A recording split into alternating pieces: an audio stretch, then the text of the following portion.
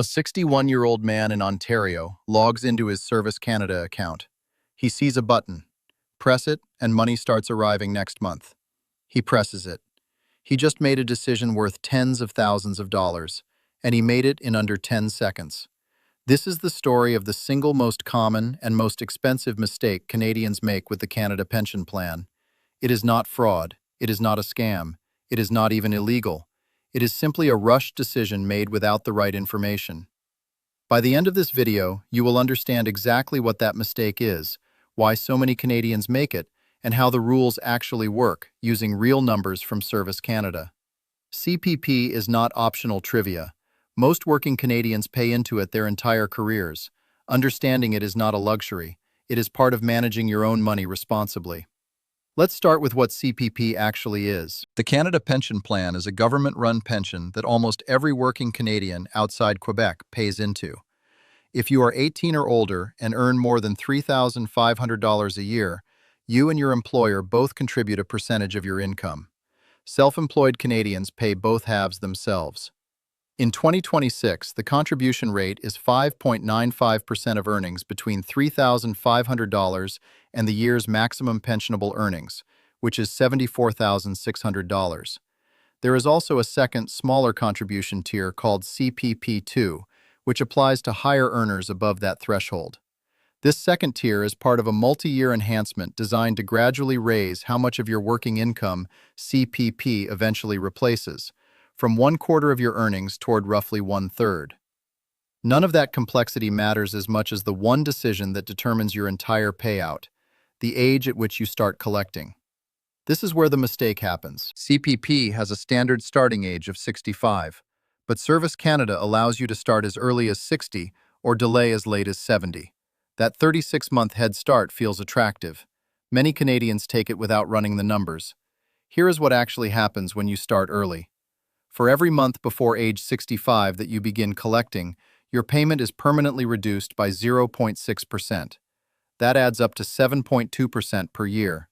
If you start at exactly age 60, the earliest possible date, your monthly payment is reduced by 36%, permanently, for the rest of your life. On the other side, waiting past 65 increases your payment. For every month you delay, up to age 70, your payment grows by 0.7%. That is 8.4% per year. If you wait until 70, your monthly payment is 42% higher than it would have been at 65. That is not a small difference. It is the difference between a CPP payment of roughly $965 a month and one closer to $2,140 a month based on the 2026 maximum monthly amount at age 65 of $1,507.65. Deferring from 60 to 70 can more than double what you receive every month for life. So why do so many people still take it early? Some genuinely need the income right away. That is a legitimate reason, and for those Canadians, starting early is not a mistake. It is a necessity. This video is not telling anyone what to do.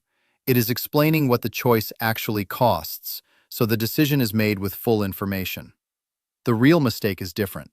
It is starting CPP early or on autopilot at 65 without ever calculating the break-even point, without considering life expectancy, and without checking how the decision interacts with other income, taxes, and survivor benefits. Let's walk through the break-even math because this is the part most Canadians never see explained clearly. Say your CPP at 65 would be $1,000 a month. Start at 60 and you get about $640 a month, but you receive it for 5 extra years. Start at 65 and you get the full $1,000, but you wait. If you add up the total dollars received under each option, the early start option is ahead for a while because you're collecting sooner.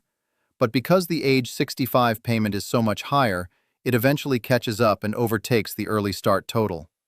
For most people, that break-even point lands somewhere in their late 70s to early 80s. That means the real question is not which option pays more this year. It's how long do I expect to receive this pension? If you have reason to expect a shorter retirement due to health, family history, or other factors, starting early can make complete financial sense.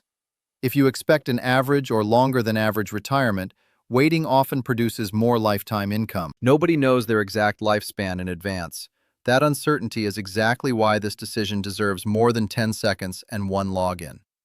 Now let's talk about the second layer most people miss entirely: taxes. CPP is fully taxable income. There is no special tax treatment for it, unlike some other retirement income sources that qualify for pension splitting or credits in specific circumstances. If you start CPP while you are still working full-time, that pension gets added directly on top of your salary. Depending on your income bracket, a meaningful portion of that extra CPP money can disappear straight into tax owed at filing time. This catches people off guard every year. They start CPP at 60 while still employed, thinking it's free extra cash. Then tax season arrives, and they discover a chunk of it was never really theirs to spend. Service Canada does not withhold tax from CPP automatically. You have to request it. If you don't, and you owe money at tax time, that's not a CPP problem, that's a planning problem. There's also a lesser-known wrinkle for anyone who keeps working after they start collecting CPP. If you're under 70 and still earning employment or self-employment income, you and your employer generally keep contributing to CPP, unless you specifically elect to stop once you're between 65 and 70. Those extra contributions build what's called a post-retirement benefit, a small additional amount added to your pension each year you keep working and contributing. It's modest, but it's one more moving part that a rushed decision at 60 doesn't account for, because at 60, you're not even eligible to opt out of contributing yet. It's also worth understanding how your CPP amount gets calculated in the first place, because it explains why two people with similar salaries can end up with very different pensions. CPP looks at your entire contributory period, generally from age 18 until you start your pension, and calculates your average earnings relative to the year's maximum pensionable earnings for each of those years. There's a built-in provision that automatically drops your lowest earning months from the calculation, including time out of the workforce for raising young children, in some cases. But the core principle stands. CPP rewards a long, consistent contribution history. Someone who worked steadily for close to 40 years at or above the annual maximum will land close to the maximum pension.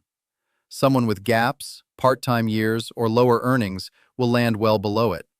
The average CPP payment at 65 in 2026 sits far below the maximum for exactly this reason. Here is a third layer that rarely gets discussed: the interaction between CPP and old age security. OAS is a separate government benefit, not connected to CPP contributions. But your total income, including CPP, determines whether OAS gets clawed back.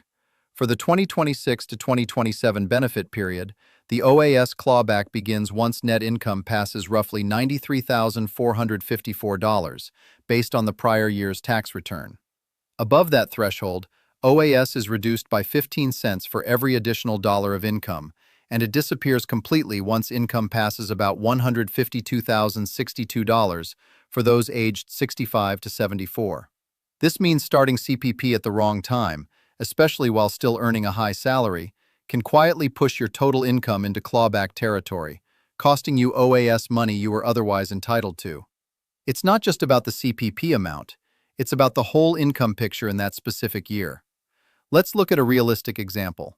A worker in Alberta plans to retire from a full-time job at 65. At 61, they get an email suggesting they lock in CPP early because you paid into it, you should take it.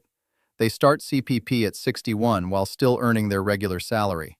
Their CPP is reduced permanently by about 28.8% since it started 48 months early. On top of that, the CPP payments stack on their existing salary, pushing them into a higher tax bracket for that year, and a large share of the CPP payment is taxed away.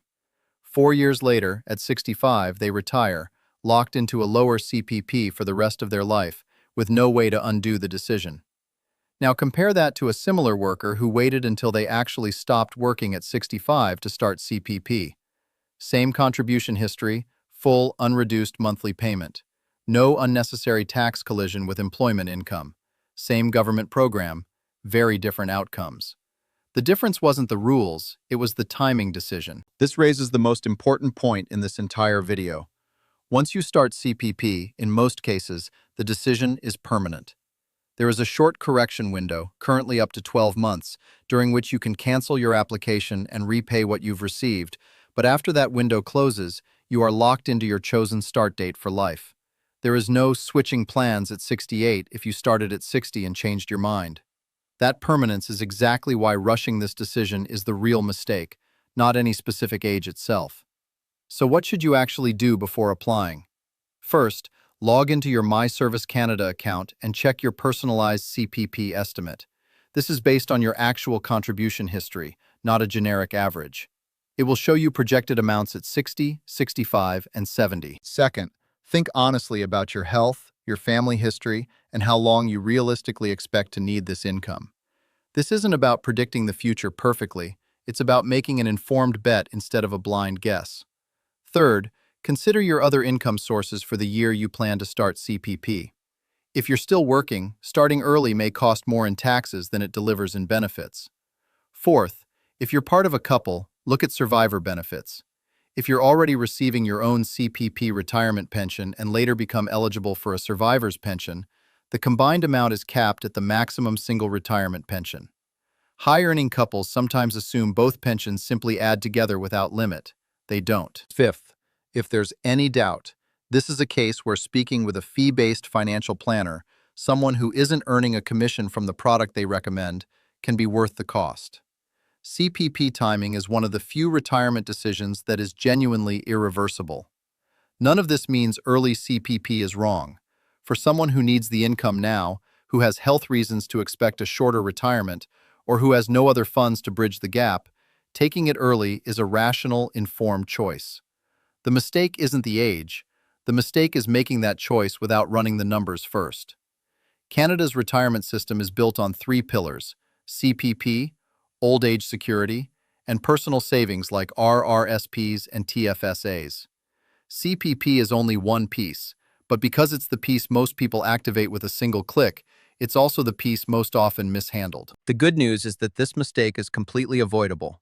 It costs nothing to check your Service Canada estimate. It costs nothing to do the break-even math. It costs nothing to ask a professional one focused question before applying. The only cost comes from skipping that step.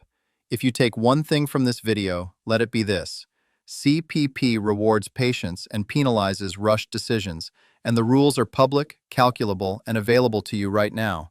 You just have to check them before you click apply, not after. There's another government benefit tied just as closely to your retirement income, and it has its own set of rules that trip up even more Canadians than CPP does. That's next.